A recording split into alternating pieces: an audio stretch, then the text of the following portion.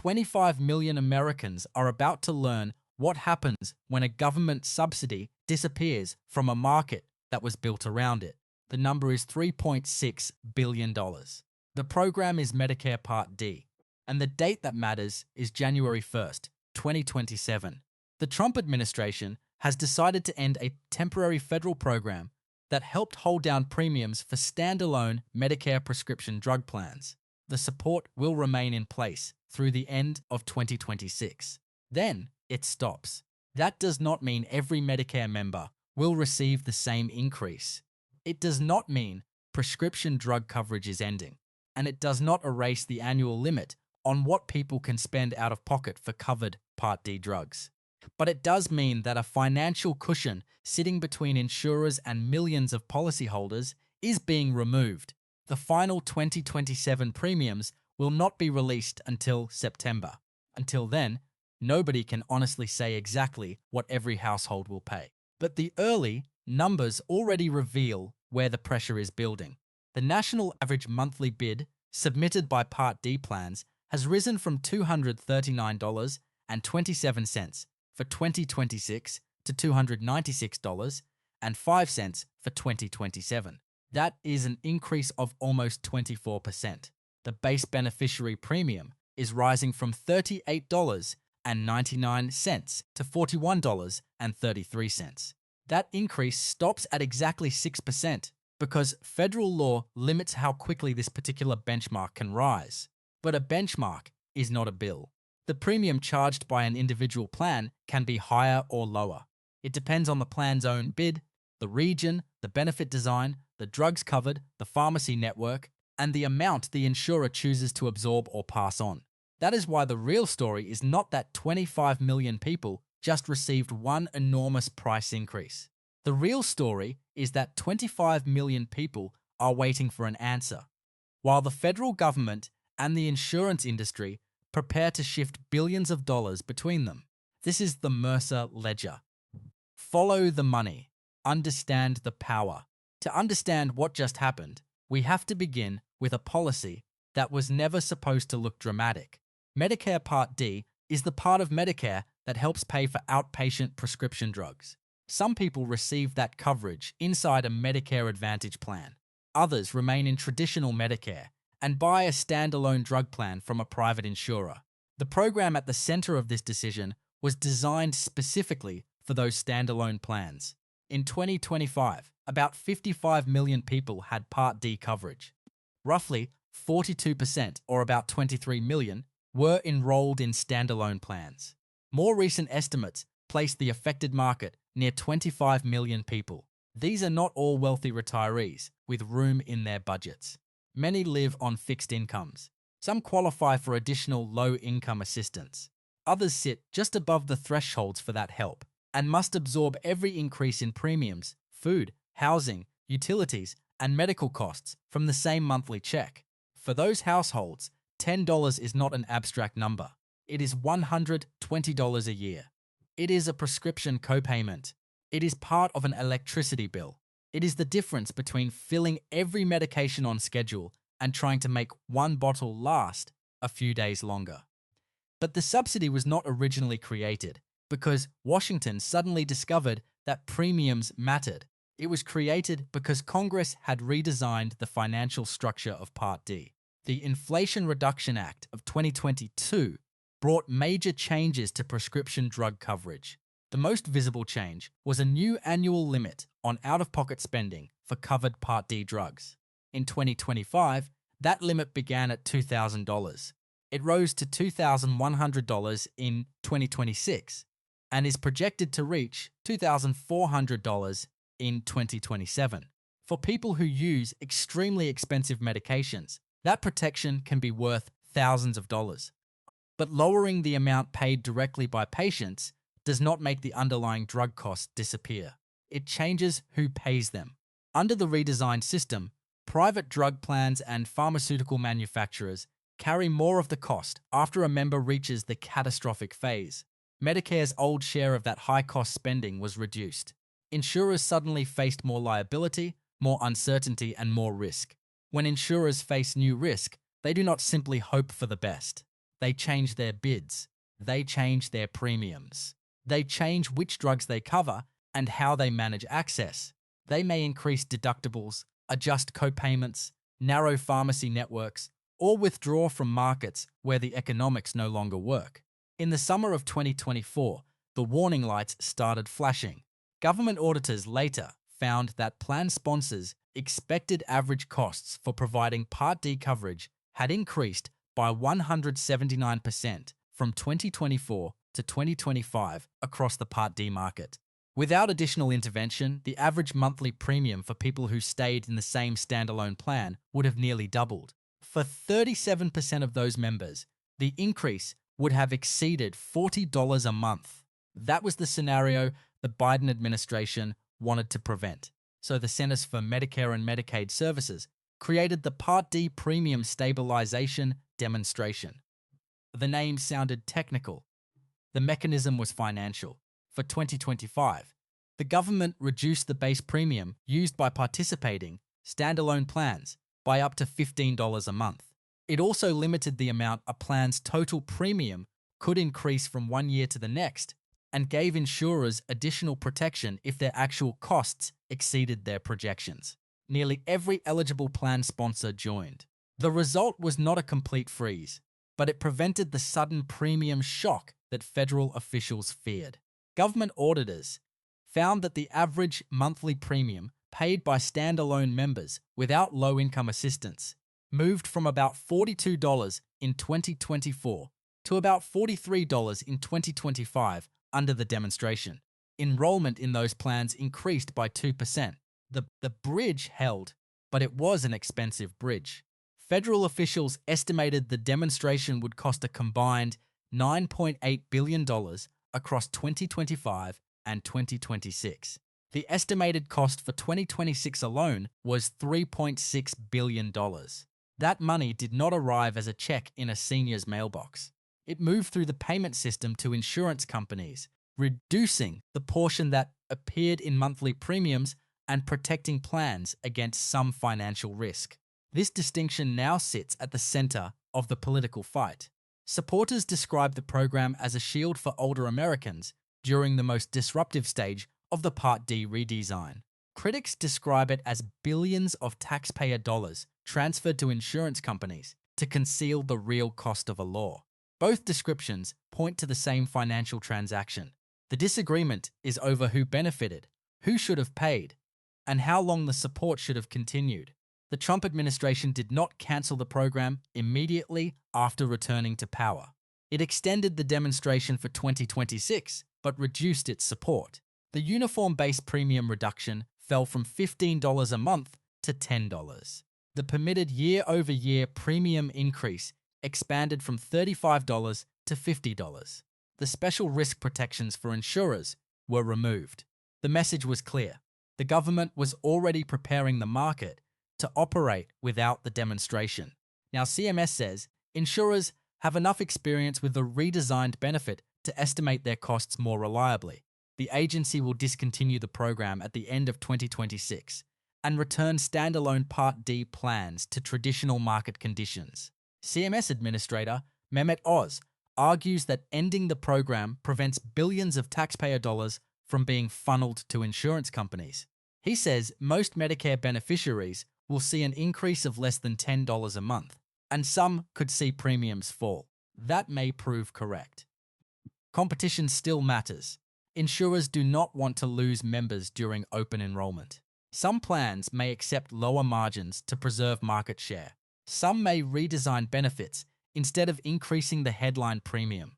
Some regions may have enough competing plans to keep prices restrained, but there is also a reason the answer cannot be known yet. The program did more than subtract $10 from a monthly premium. In its first year, it also prevented very large annual increases and protected insurers from unexpected losses. Those elements shaped how plans bid, how aggressively they competed, and whether they remained in particular markets. When that structure disappears, insurers regain more freedom. They can charge a premium that reflects their own bid more directly. They can decide that a market is no longer attractive. They can offer a cheaper plan with a narrower formulary, or a more expensive plan with broader coverage. They can move costs away from the premium and into deductibles or co-payments within Medicare's rules. This is why focusing only on the monthly premium can be misleading. A plan that costs $5 less each month may become much more expensive if it stops covering one important medication or moves that drug to a higher cost-sharing tier. A plan with a higher premium may still be the cheaper choice for someone whose medications are fully covered at a preferred pharmacy. The cheapest price on the first page is not always the lowest annual cost, and the highest national number is not necessarily what one person will pay. Consider the national average monthly bid of $296.05. That number represents the expected monthly cost of providing the basic Part D benefit for an average member, weighted across plans. It is used to calculate government subsidies. It is not the premium that will appear on a beneficiary's bank statement. The base beneficiary premium of $41.33 is closer to the consumer side of the system, but it is still only a starting point. If a plan bids above the national average, members can pay the difference. If it bids below the average, the premium can be lower. Additional benefits can add cost. Medicare Advantage plans can use rebates from other parts of their business to reduce the premium attached to drug coverage. That creates an important divide. People who buy standalone Part D coverage do not have the same financial machinery behind them as members of many Medicare Advantage plans. The standalone market has to support itself primarily through Part D payments and premiums. Medicare Advantage companies can sometimes use rebates generated by their broader medical plans to buy down drug premiums. The temporary demonstration helped narrow that disadvantage. Its expiration may make the contrast more visible. That does not automatically mean traditional Medicare becomes unaffordable. It means consumers need to compare more than the premium and more than the company name. The decision also does not eliminate the annual out-of-pocket limit for covered drugs. That protection remains separate. In 2026, a member's annual out-of-pocket spending for covered Part D prescriptions is capped at $2,100. The projected 2027 limit is $2,400. Premiums do not count toward that cap. That single sentence explains why two statements that sound contradictory can both be true. The redesigned Part D benefit can protect a person with very high drug spending from catastrophic bills, while the monthly premium for maintaining coverage can still increase. One policy controls how much a patient pays at the pharmacy over the year. The other controls the monthly price of the insurance plan. The subsidy being terminated affects the second issue, not the first. There are other protections that remain in place. Medicare continues negotiating prices for selected high-cost drugs under authority created in 2022. The first negotiated prices took effect in 2026. The administration is also operating a temporary program offering certain eligible Medicare beneficiaries access to some GLP-1 medications for $50 a month. Those programs make the politics more complicated than a simple claim that one side always raises drug costs and the other always lowers them. The same administration can end one subsidy, continue another, enforce negotiated prices, and argue that all three decisions serve affordability. The question is where the cost moves. When Washington lowers a drug price, a manufacturer receives less. When Washington caps a patient's out-of-pocket bill, insurers, manufacturers, and taxpayers absorb more.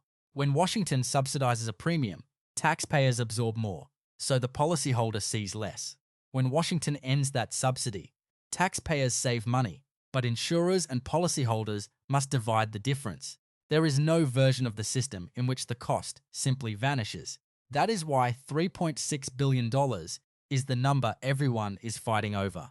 For the administration, it represents money that no longer needs to flow to insurance companies.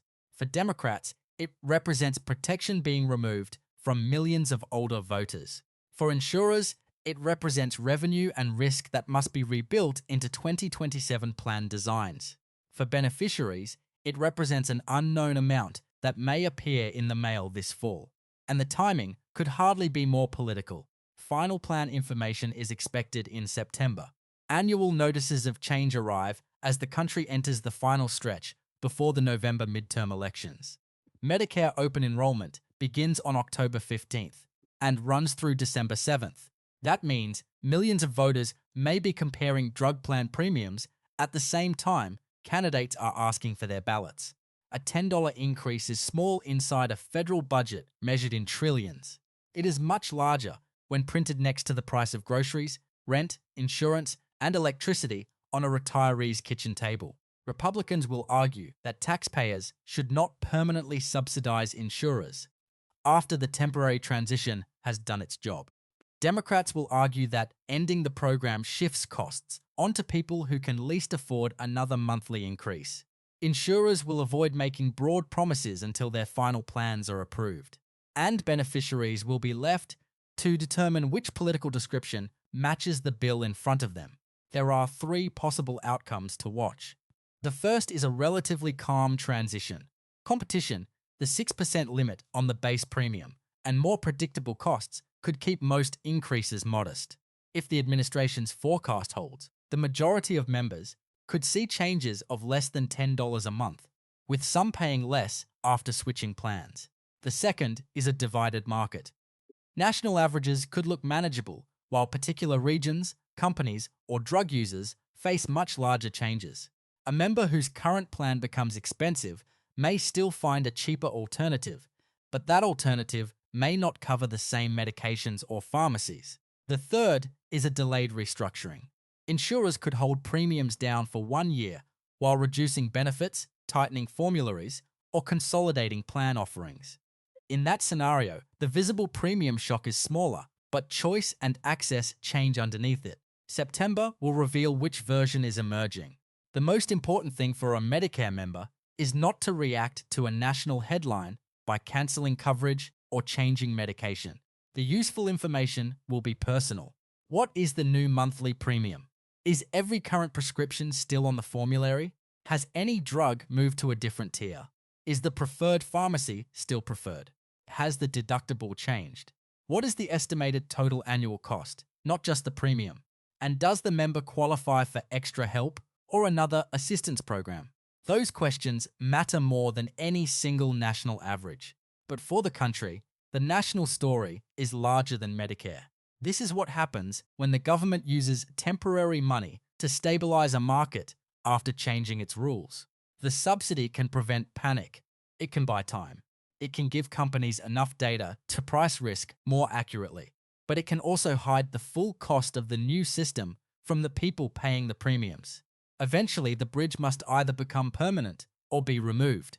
Making it permanent transfers the cost to taxpayers year after year. Removing it transfers more of the cost back to insurers and consumers. There is no painless exit. The Trump administration has chosen the exit. Now the insurance market will set the price. 25 million Americans will see that price in September. Some may barely notice it. Some may save money by changing plans. And some may discover that the financial protection they thought was part of Medicare was actually a temporary federal program with an expiration date. The $3.6 billion did not disappear. Responsibility for paying it moved. That is the signal hidden inside this decision. And when the new premiums arrive, the argument will no longer be about projections. It will be sitting in millions of mailboxes. This is the Mercer Ledger. Follow the money. Understand the power.